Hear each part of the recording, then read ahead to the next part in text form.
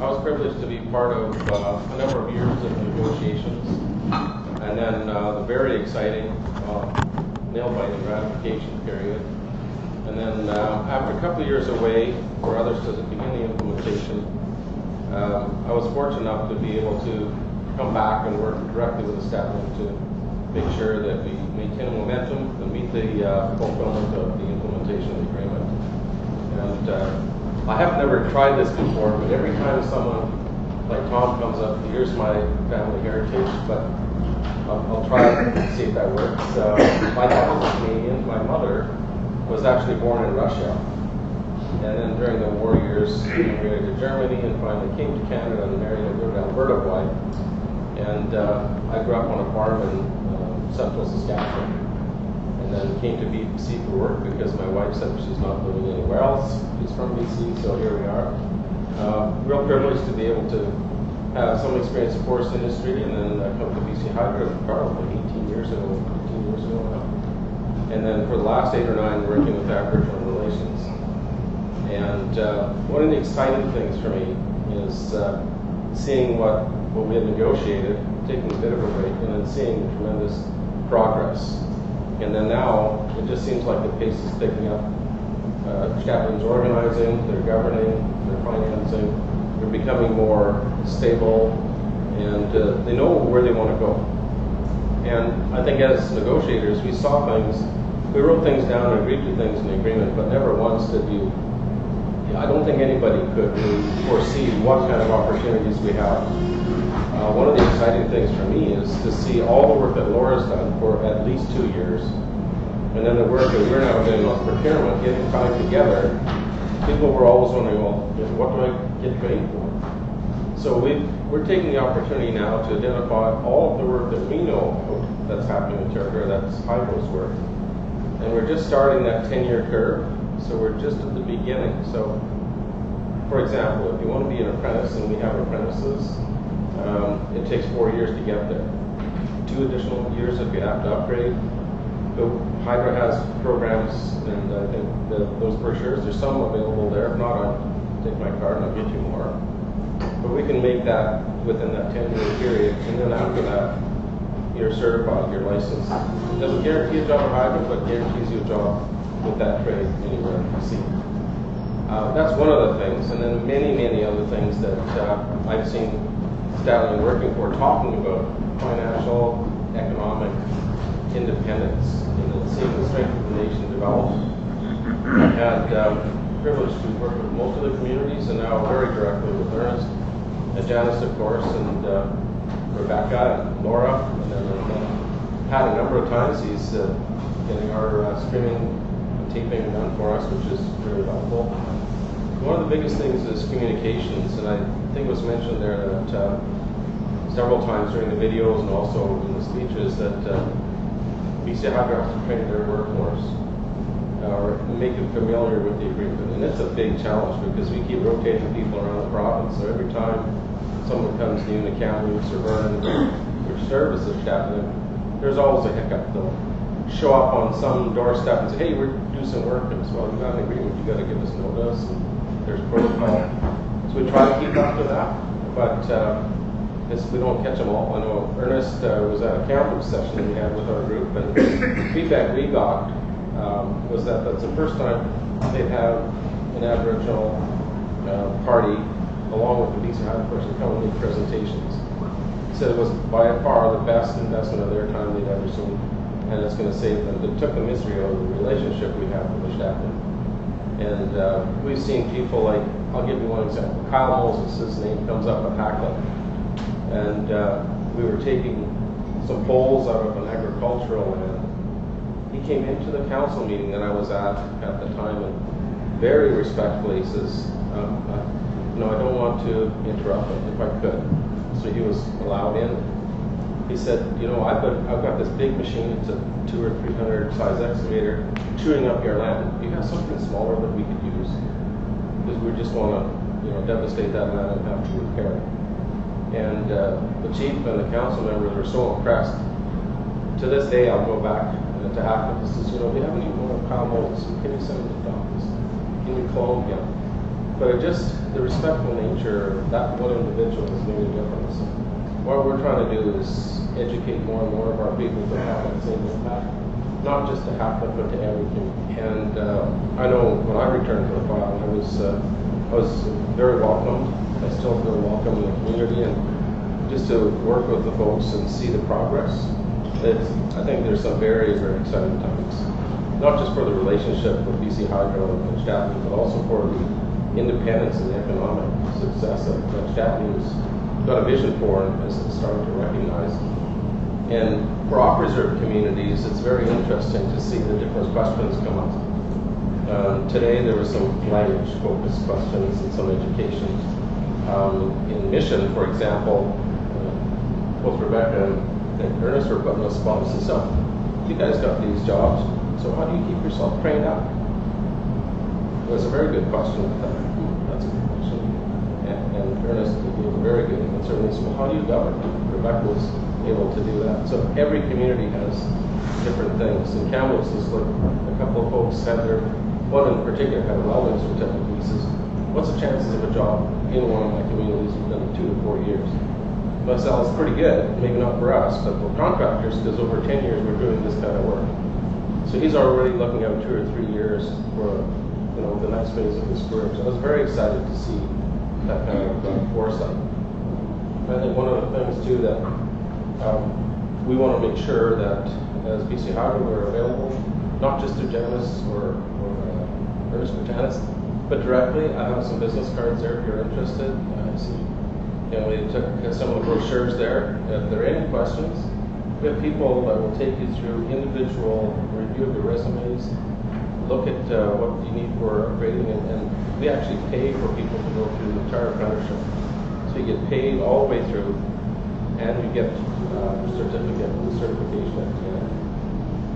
And it's not only tradespeople, but we've got, if you look at Hydro as a company, we've got office staff, support staff, financial people. I heard some people taking, like you suggested, talking about bookkeeping and sort of like that office support stuff. It's a huge part of what we've seen is missing in a lot of communities. And I know Ernest and Laura have been focused on different skill sets. That's going to come out for sure in the report. Hydro has those kind of people in all the operations in the period. Interested in moving down here where a lot of people work for us. There's opportunities there too. So we're looking to diversify the workforce across the company, in particular in the local area. I know up in Henson Hope, one of the senior managers there said it's his goal that, over a period of years, that only local people will work there. And by far, there's a vast majority, like all of Treaty 8 works when it was in that area. There's no reason that we couldn't have more than the 4 that are already working. So Staffing is the same. I'm pretty focused on the communities, Staffing, and I can be here for a while. And look forward to the opportunity to talk to each person individually and join these meetings, and never hesitate to pick up the phone or text, email. I don't do Facebook much, I'll call friends. But, I'm on Instagram, so feel free to contact me any way you like. Any particular questions that I can answer today? How did you get to work with the First Nations people, and did you educate yourself on our history and all that, truth and reconciliation, what we've gone through as the nations, and on residential school, 500 years of oppression we've gone through, and I guess I wish I was in on the negotiations, because I would have liked to have seen First Nations on the reserves get a little leeway on their hydro bills, because I know that they have a big hydro bill, especially at the top, and it's horrible. And that's one of the things that I talked about when you guys came up through the negotiations, that that they should have given us some consideration, because the 2,000 that they gave us was that would only cover their hydro bill for about 4 months or something like that, because I've always worked in the city. So I just wanted to know how you got into that negotiations, working with First Nations, and did you educate yourself on our background? I'll try and answer that in stages. So I I grew up on a farm and I started in physics. And got to my third year and I said, I can't do anything with my hands, I'll be researching. So I switched to engineering, just more I can build things, not to build things. And then 17 years in the forest industry for building pulp mills and control systems primarily. Then I went to BC Hydro to transition about 5 years and got involved with key accounts, working with big customers, and then was put on the Site C project for about a year, where I was introduced to my responsibilities for First Nations regulatory and permitting. And through that time, we learned a lot about Treaty 8. I did a lot of reading. I'm not officially trained in a great history, but my exposure to First Nations started about 10 years ago. And it was through that work on Site C that the Director of Aboriginal Relations at the time, Lyle Berry, said, look, you want to come work for me? And I says, well, I have no idea what you guys do. And he says, that's really the problem in our company, is that people don't know. They're afraid to take on the role. They don't know what First Nations are all about. So a lot of my learning over the last 10 years has been on the job. Hydro is very good in terms of exposing us to First Nation cultural training. I know Bob Joseph has done, I've been at 3 or 4 of his sessions. And then I've taken some courses at the Banff Institute on negotiation, and that was interesting. I went there, and by far, the vast majority were First Nation senior negotiators. So that was very interesting. I've kept in touch with those people over time. You learn more and more, and then you work with more senior people throughout the communities, and you pick up more, in particular staffing them. I've done a significant amount of reading about it and been exposed to, like I said, all of the issues that I think there were some 800, 900. If Perry was here, he could tell you the exact number of issues that came to the table. So you go through each one of those and you think about them as you go through and you talk about them. So it's given me a pretty good awareness of the communities here. Generally, I think though, the training has been more from meeting the people. And our company, of course, has gone through a lot of the Truth and Reconciliation. I was at several of the events around the province, and the final one in Victoria.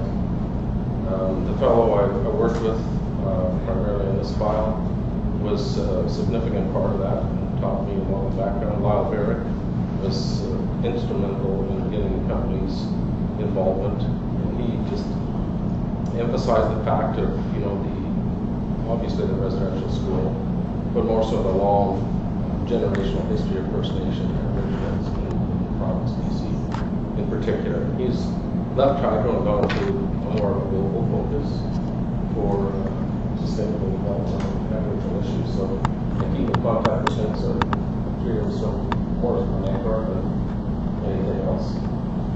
So that's my training. I don't have a degree in Aboriginal studies, but it's been this is the longest time I've spent in one area in my career, in 8 years working in the Aboriginal area, and find it very rewarding, particularly with the Staten communities, to see the agreement and the progress that we can make together. I hope that answers a little bit of your questions. Well, did you say something about treaty? I know there's some treaty, not very many treaty in BC, but we're not treaty. No, I know I'm going to speak to reconciliation for sure. Lyle has done a lot of work as a treaty negotiator. I know there's a few that have closed since, but I think in Shakar looking at where we're still in treaty talks in southern communities, but Two out of three. 2 out of 3. And then he referred to Treaty 8 up in that's up right. by Chetwood and Port St. John That's and that right. area. And Site C is the dam that they're looking to put in. Yeah, the reference to treaty was the Treaty 8 First Nations that are up in northeast. And I hope you're always approach the First Nations wherever community you're going in. You talk to them and deal with them directly, and you need to show their respect when you go into their territory. We had a real special time with West Vancouver one example. We were all obviously at odds, and they're still at odds with our company.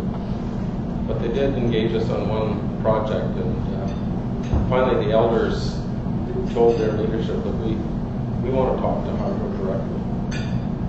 We want them to come and sit for us for 2 or 3 days or whatever it takes, so that we believe they have an understanding of how it works. Any other questions? No? Well, then thank you very much. Mr. Arthur. I was going to ask what you done for us lately. I'm offering lunch, right? No breakfast. That's fair. I just like to get in here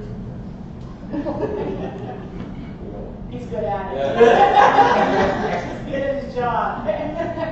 No, it's a privilege to work with this guy. And I had an opportunity a few months ago when my boss asked me, he says, so we had a light event, which was about the remote. He says, do you want to change what you do? And I said, yep, yeah, I do. I was managing all of Northern BC at the time. I said, I'd like to give that to some young person that's got tons of energy, and I'd like to go concentrate and work with the staff. So he's been missing. I thought that was a great opportunity, and our executive said, yeah, that's a good idea, because we need someone senior and someone dedicated to the community. So yeah, it's a privilege to be here. Thank you. Okay. Are you looking to liaison between UC Hydro and Sally? I'm the most senior person that's dealing regularly. I'm officially his counterpart for the staff and communities, but we have Mark West, who's our vice president, he's the principal, and he reports to the deputy CEO. So yes, I'm the big central point of view at this point. There should be 2 of us full time as of June. And the person we hope joins us here, and she's back from that. Thank you.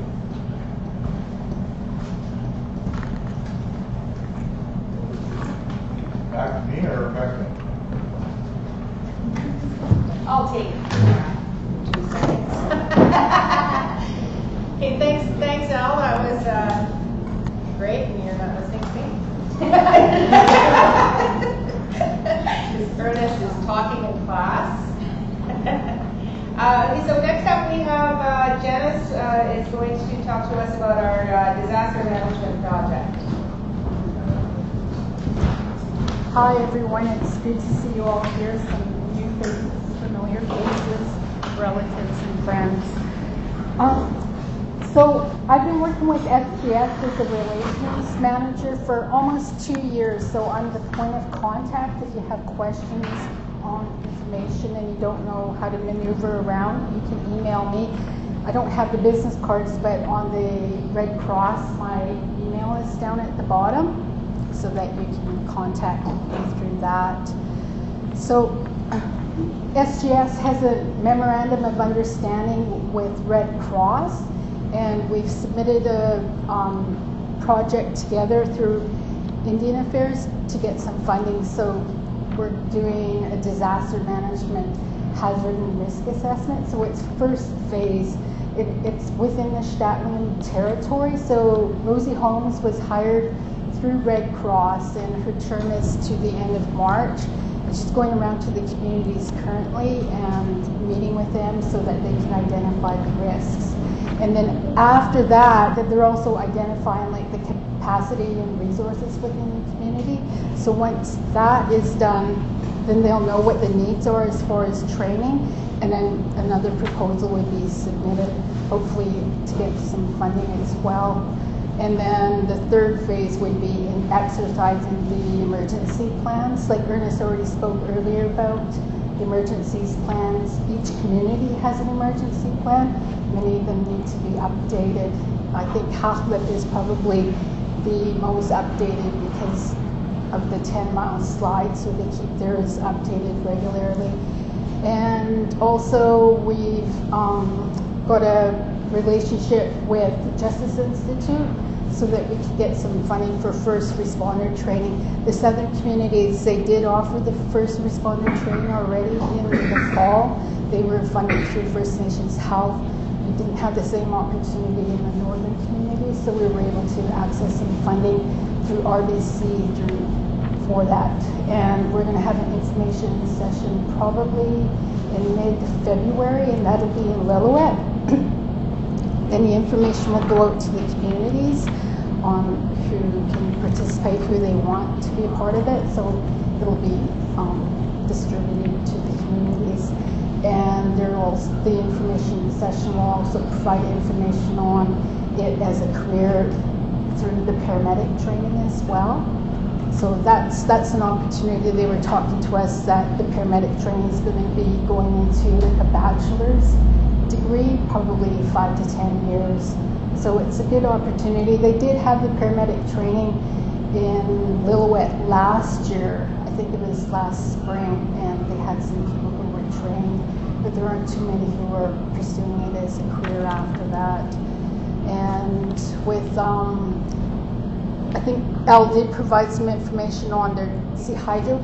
They have bursaries, trade bursaries. They're used that for this year already, but it does help with funding for upgrading, so that if you need your math or your sciences, and they've been quite supportive with the Statlian in that. And if you want to apply for a job, there's the BC Hydro current opportunities, and there's a how to apply. When I get the information on like upcoming jobs, I post it on Facebook and I distribute it to the communities. And if I have your email contacts, I'm able to do that as well. But we don't have all access to all of the bands members' contacts. So we have to build our own database of contacts to be able to get the information out. So they're not allowed to share it with us. So I hope you all provided your email contacts so that we can keep you informed with any future opportunities. Did you have any questions, Auntie Donna?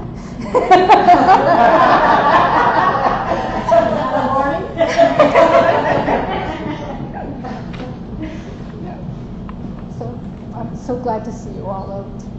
Thank you. I'll add one piece, and I thought it was a very good question that came out of mission, was how this may affect our officer members would be how to communicate in case of an emergency in one of the communities. How do you communicate? And so some of these emergency plans would have that type of information encompassed within. An example would be when Seton was evacuated to Nequatqua, and we had, I was managing at the time, and we had our road check set up as you come off the High Line.